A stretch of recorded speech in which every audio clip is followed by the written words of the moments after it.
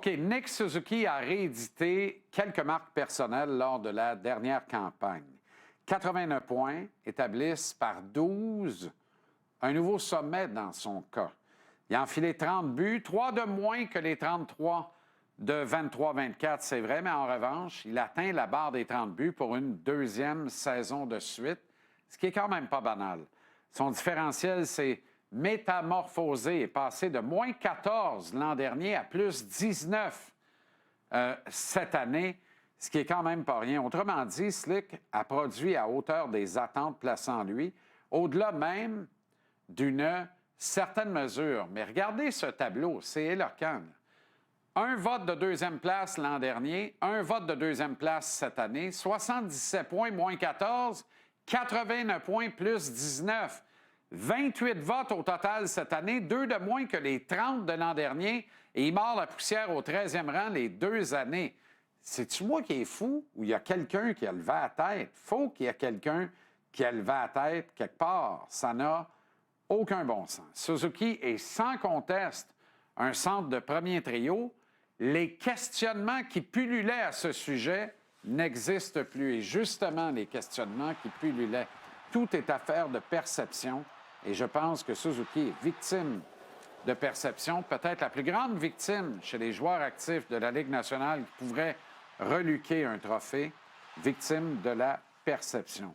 Depuis 4 ans, dans les faits, il n'a raté aucun match en raison de blessures. 328 en 328 sur la glace face aux meilleurs attaquants et défenseurs ennemis, souvent mal supportés dans sa ligne de centre. Il patine, qui plus est, dans la circulation lourde, sans peur et sans gêne. Il ne cherche pas à frapper pour frapper, mais il ne se défile pas. S'il doit faire contact pour protéger la rondelle, il le fait. S'il doit entrer en collision avec un adversaire pour ralentir sa progression, il le fait et tout. Il excelle dans toutes les zones sur la glace et l'émergence de son coéquipier de trio, Cole Caulfield, à titre de joueur complet, le sert à merveille.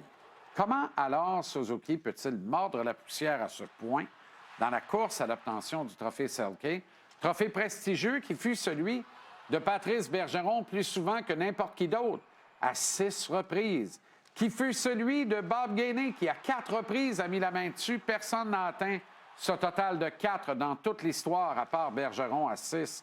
De Guy Carbonneau, qui l'a remporté à 3 occasions, tout comme Pavel Datsyuk, Jiri Lehtinen et désormais Sacha Barkov, qui vient de le gagner lui aussi pour une 3e fois, une 2e année de suite. Suzuki termine 13e au scrutin. Vraiment? Avec aucun vote de première place? Vraiment?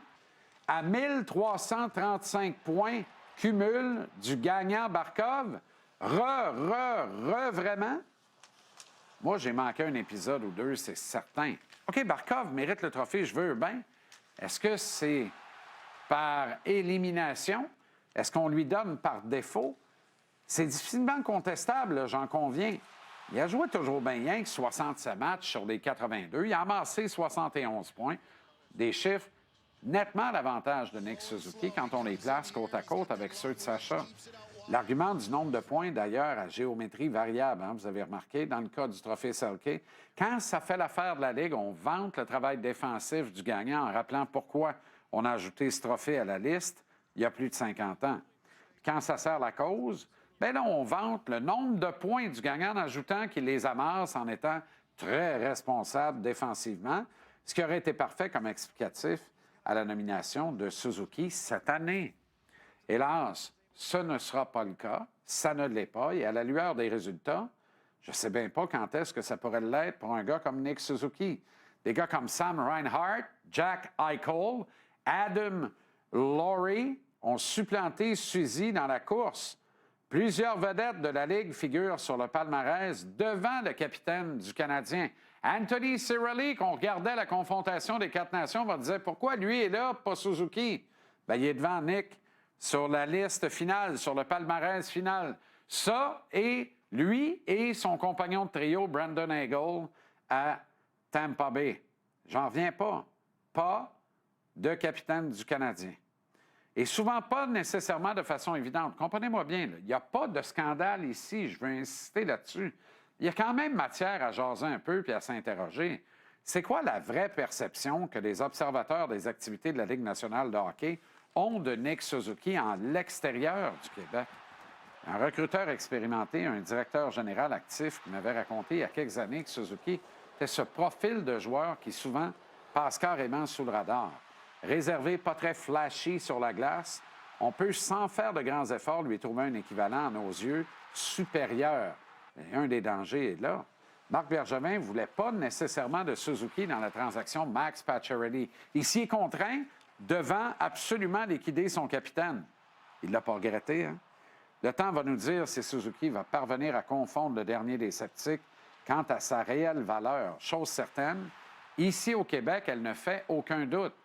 Nick est le capitaine du Club de hockey canadien de Montréal et tout le monde en est très, très, très heureux finalement. En fait, personne ne s'en passerait désormais.